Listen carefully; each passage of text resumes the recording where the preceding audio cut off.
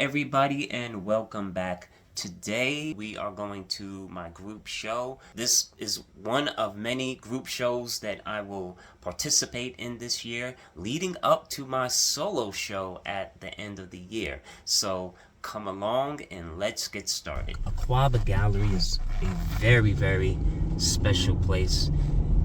She does a lot for the community. She makes sure that she gives artists from the city of Newark a shot, and I was fortunate to be one of those artists to get a shot to show in the gallery. And you're going to see it's a very special place, and hopefully I'll sell some work tonight. So let's go.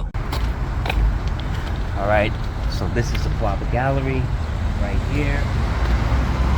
This is a great space. Check it out.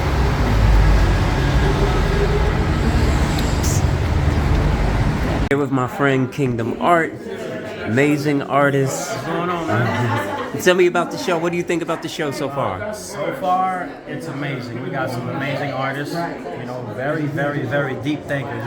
You really get to see the mind of an artist, you know, with the different level of abstraction that they use in their art. But so far, there's some pretty amazing work, and your work too. They're very, very phenomenal, man. We are in the midst of it. We got a great crowd tonight. Lots of great artists here, but come and check out.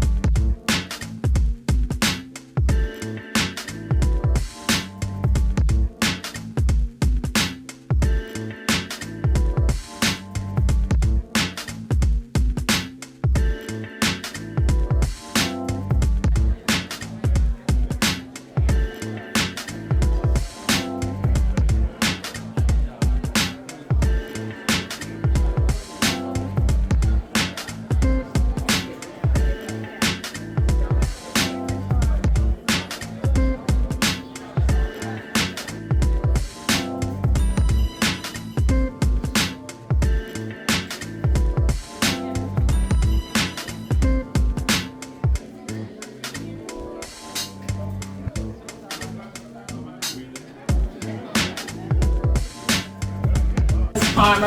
I am the gallery dance director here and owner with my husband Ray Palmer, who's back here. Thank you all for coming out tonight and supporting us in our show, The Stories We Tell. I want to introduce you to the artists that are part of the show tonight and have them say a few words about what they do. We're going to be back again later for an artist talk, but I just want to introduce them and have them give you a little insight in what they do. So we're going to start off with Steve Green. Hey. Hello everybody, and thank you all for coming out tonight. I have two pieces over here in the corner, and that's from my hip hop series. Basically, from that series, I just wanted to kind of give like a nod to like how I began as an artist. It was from the hip hop era that I got really interested in graffiti, which led me to fine arts, which led me to a career in arts, and that's how I got started. So from this show, I thought it was fitting to tell that story and to show that story, and I thank you all for coming out tonight and being a part of it. So thank you. We have Kate Saunders. Hi everyone, how are you today? Good. Thank you so much for coming out. Thank you, Nora, for having me. I'm the new kid on the block here. My art, I didn't really think of myself as an artist. I always kind of look at things differently, like, what could this be used for? So I'm always trying to repurpose things. But I didn't find my niche until one day I was throwing out my dryer sheets. I was doing my laundry, throwing out my dryer sheets, and I said, we could do something with this. And I think I found my niche. My work is all centered around using the dryer sheets, but also including other natural elements. So I consider myself someone who makes something out of nothing. And my art I have seen evolved, especially during the times that we're living in, to start telling a story of our heritage and who we are. So thank you so much.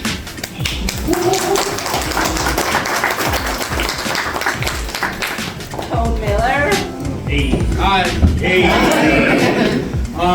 Tone Miller from East Orange. Self-taught. Whoop, East Orange in the house. I think I have 1, 2, 3, 4, 5 pieces here. This whole corner here is me, that's your boy. Like I said, self-taught. This is my 3rd year in practice. My work is about family, Black Americana.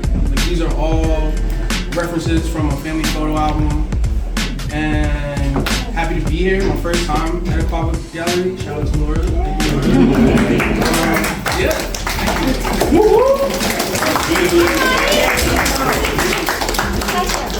It's Stanwick Cromwell. Hello, good evening. My name is Stanwick with a Y. I'm from Connecticut by way of Guyana. Guyana. And for me personally, it's difficult for me to give you a description of my work because my work changes from time to time. It varies as I get older, but my journey began in the 60s as an artist. So I've been creating art for about a little over 5 decades. But basically, I'm a storyteller. I tell stories that sometimes the public don't want to tell or people don't want to hear. But all in all, I'm inspired by what could be the possibilities of tomorrow. And I want to give a shout out to Laura and Ray for making the show possible. And I have one piece here and some in front. So enjoy whatever stories they tell to you. Don't believe my word. Believe what you see and how it relates to you. Yes.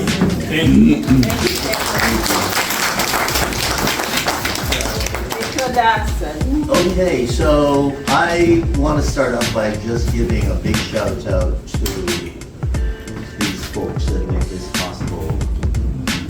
Right, Ray and Laura, they're doing what I call miracle work. Yes. And I know that because I spent over 30-something years as a founder, as a co-founder and director of Algara Center for Contemporary Art in Newark. So I only really although I could say I've been working like Stanwick for 5 decades as an artist, because I wanted to be an artist since kindergarten. I got messed up in kindergarten when my teacher said, make your picture like Victor's. so after that, that's all I wanted to do. I didn't want, but they could have put in this space anything from a jerk chicken shop to a grocery store. laundromat. obviously she considered it. But they didn't turn it into something that was just a sort of revenue generating thing. They turned it into something that will bring all of you here tonight, everybody in the community, and that enrich our lives. And art is really, really important for enriching our lives. My work is that body of work is a body of work of 4 pieces you'll see in there. I'm like Stanwyck, I'm from Essex County, but also by Guyana. And so a lot of that work, those 4 pieces, come out of a long series of paintings about masquerade, which is African in origin, but is throughout the African diaspora. You see it all over, all in the Caribbean. So those, I've only recently stopped making those masquerade paintings because my co-founder, Carl Hazelwood, who's an artist, I was like, when are you going to stop painting masquerade? But it's in my blood, and it's also, I don't just see it as making pictures, I see it as a kind of a ritual, the dancing, the music, the memory of it, and the stories behind it, and they connect, my children are American, but to me, that's something about holding on to heritage. There's 3 artists who are not here tonight that I would like to acknowledge. Nelly Adagba. Nelly is an artist who's based in Nigeria. She was hoping to be here for the show, but due to all the new immigration rules, she had to leave. They told her she had to leave. And Rosalind Lazenga Nickel. Rosalind's work is up close to Victor's work. And artist Nell Painter could not make it here tonight. So I just wanted to acknowledge their work, and we're very Can I just say something about Nell Painter? She's a friend. Nell Painter, folks, is a very important African American artist. She started out as a historian at Princeton. She's a distinguished scholar, and probably her most popular book is A History of White People. And my connection to Nell was that she decided at the age of 65 or so, she wanted to become an artist, not a historian. That lady went back to school. I remember writing a letter for her to go to Rutgers so she could do her undergraduate study, get a bachelor's in art. Then she decided, oh, this is so good, I'm going to do a master's. And then she did a master's. This is a PhD, a historian, published, writing books, not just the history of white people. In fact, there's a joke about her. She was being interviewed on TV. I can't remember the name of the person who was interviewing her, a very famous broadcaster. Sister, you might remember her. Yes, Colbert was interviewing her and said, who told you can write about white people, the history of white people? Are you white? She said, maybe, I got a PhD. I'm going to say this because some of you have heard it before, but I say it every single time, that everything in the gallery is for sale. The way we support the artist is we purchase the work. That's the way we support the artist, is that we purchase the work.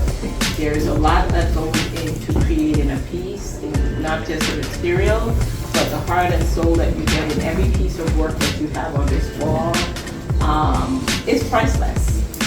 Even though there's a price tag on it, it is priceless because you're getting stories, you're getting the artist's feelings at the time that they created the piece, you're getting their heart, you're getting their soul in every piece of work that you have in the gallery. And so I always say the way you support the artist is you buy the work. And like I said earlier on, we take credit card checks, all of that good stuff. And if you're interested in a piece of work, see me up front or just tap on my shoulder.